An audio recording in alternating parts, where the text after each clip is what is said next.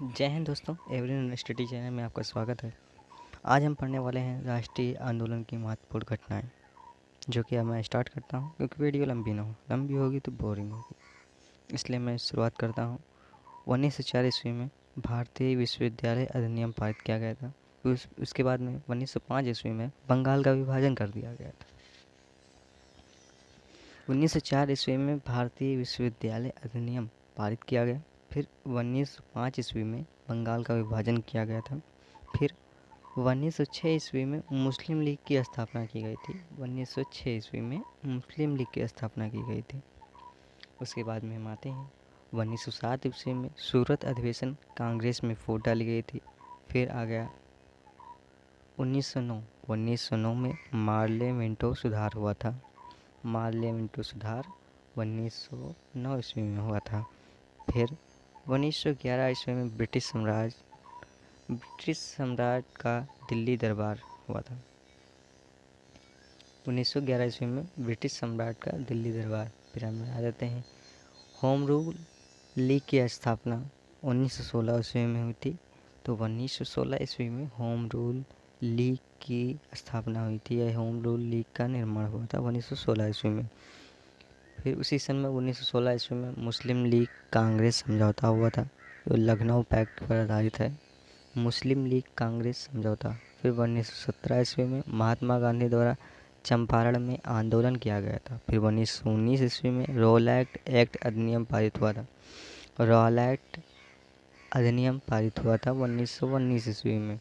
इसी 1919 ईस्वी में बहुत ही दुखद समाचार हुआ था, जलियांवाला बाग हत्याकांड 1919 ईस्वी में हुआ था। फिर 1919 ईस्वी में मार्टिन चेम्सफोर्ड सुधार भी हुआ था।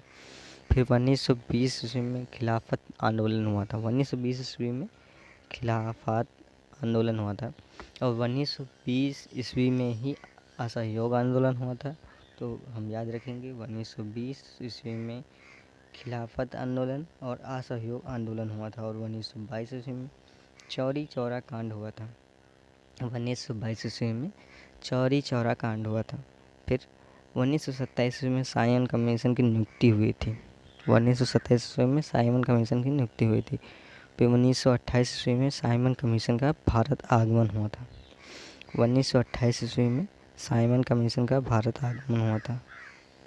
फिर 1929 ईस्वी में भगत सिंह द्वारा केंद्रीय असेंबली में बम विस्फोट किया गया था। भगत सिंह के द्वारा 1929 ईस्वी में भगत सिंह के द्वारा केंद्रीय असेंबली में बम विस्फोट हुआ था। और 1919 ईस्वी में कांग्रेस द्वारा पूर्ण स्वतंत्रता की मांग हुई थी। 1929 ईस्वी में कांग्रेस द्वारा पूर्ण स्वतंत्रता की मांग हुई थी। और 1930 ईस्वी में सविनय अवज्ञा आंदोलन 1930 ईस्वी में हुआ था। फिर 1930 ईस्वी में प्रथम गोलमेज सम्मेलन हुआ था। 1931 ईस्वी में द्वितीय गोलमेज सम्मेलन हुआ था। और 1932 ईस्वी में तृतीय गोलमेज सम्मेलन हुआ था। गोलमेज सम्मेलन 1930 से लेकर 1932 ईस्वी तक हुआ था। और हम जानते भी हैं कि गोलमेज सम्मेलन 3 वर्षों तक हुआ था, 1930, 1931, 1932 ईस्वी तक।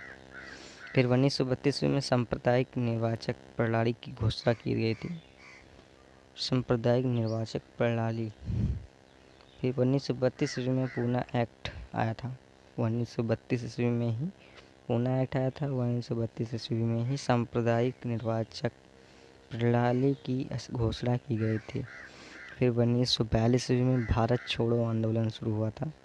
1942 ईस्वी में भारत छोड़ो आंदोलन शुरू हुआ था। और 1942 ईस्वी में ही क्रिप्स मिशन का आगमन हुआ था। 1942 ईस्वी में ही क्रिप्स मिशन का आगमन हुआ था। 1943 ईस्वी में आज़ाद हिंद फौज की स्थापना की गई थी। 1943 ईस्वी में आज़ाद हिंद फौज की स्थापना की गई थी। और 1946 ईस्वी में कैबिनेट मिशन का आगमन हुआ था। और 1946 ईस्वी में ही भारतीय संविधान सभा का निर्वाचन हुआ था। और 1946 ईस्वी में ही अंतरिम सरकार की स्थापना हुई थी। तो 1946 ईस्वी में 3 फैक्ट हैं। कैबिनेट मिशन का आगमन 1946 ईस्वी में हुआ था। और 1946 में भारतीय संविधान सभा का निर्वाचन हुआ था। और 1946 ईस्वी में ही अंतरिम सरकार की स्थापना हुई थी। और 1947 ईस्वी में भारत के विभाजन की माउंटबेटन योजना हुई थी। फिर हमें भारत 1947 को भारत को स्वतंत्रता प्राप्त हुई थी, ये तो सभी लोग जानते होंगे। और 1947 ईस्वी में भारत के विभाजन की माउंटबेटन योजना, जिसके अंतर्गत भारत और पाकिस्तान का विभाजन हुआ था। धन्यवाद दोस्तों। Thanks for watching the video. अगर हमारी वीडियो अच्छी लगी हो तो लाइक करिए और कमेंट करिए। आपको किस टॉपिक पर वीडियो चाहिए आप कमेंट करिए। और अगर हमारा चैनल आपको उपयोगी लगे तो हमारे चैनल को